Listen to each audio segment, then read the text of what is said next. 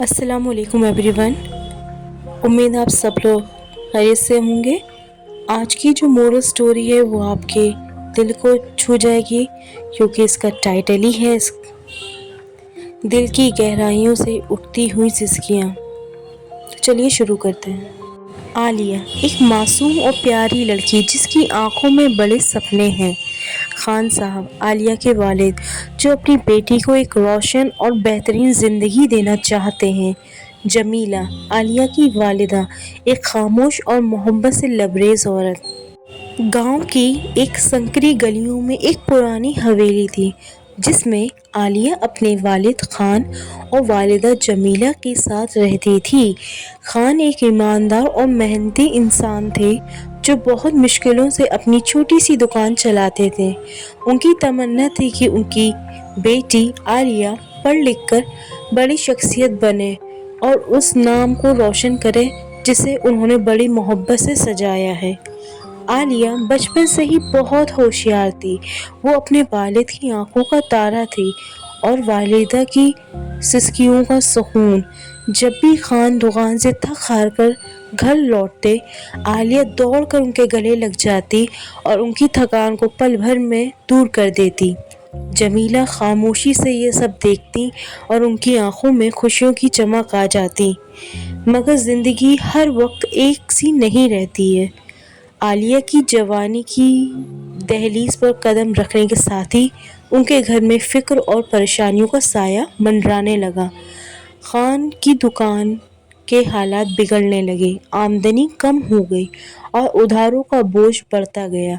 عالیہ کی شادی کی فکر خان صاحب کو راتوں کی نیند سے محروم کرنے لگی۔ جمیلہ نے بھی اپنی آنکھوں میں اگتے ہوئے آنسوؤں کو چھپا لیا، مگر ان کی خاموشی میں چھپی سسکیوں کو عالیہ سمجھنے لگی۔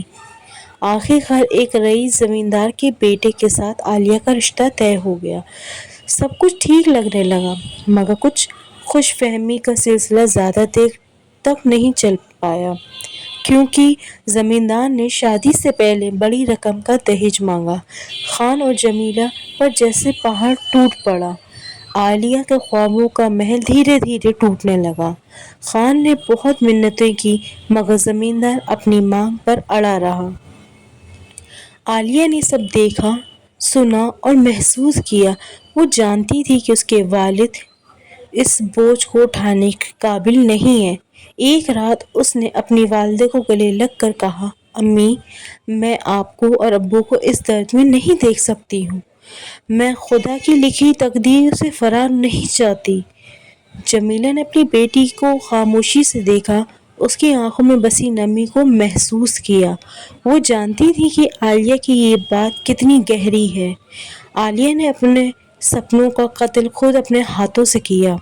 اس نے اپنی کتابوں کو بند کیا، اپنی آنکھوں میں بسے خوابوں کو چپ چاپ دفن کر دیا۔ خان اور جمیلہ نے بھی مجبوری میں اپنی بیٹی کی بلی چڑھائی، مگر ان کے دلوں میں ہمیشہ کے لیے ایک گہرا زخم رہ گیا۔ وہ رات عالیہ کے لیے بہت بھاری تھی۔ اس نے اپنی تقدیر کو خود بدلنے کا فیصلہ کیا۔ اس نے اپنے والد کو بہت پیار سے کہا، ابو، میں آپ کے لیے ایک نیا راستہ چنوں گی۔